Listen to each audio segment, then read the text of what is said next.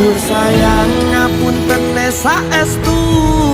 yen dereng saged nuruti apa karepmu tapi aja sumelang ana dina liyane bakal tak upayake mbok kepiye carane tresnoku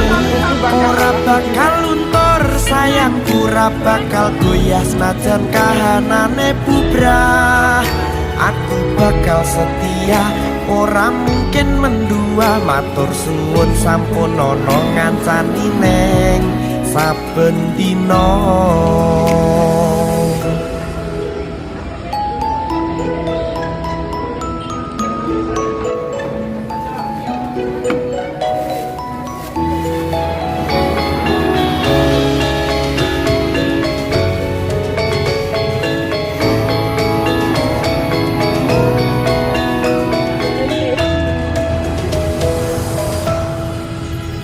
cintaku mbok yo sampun le nesu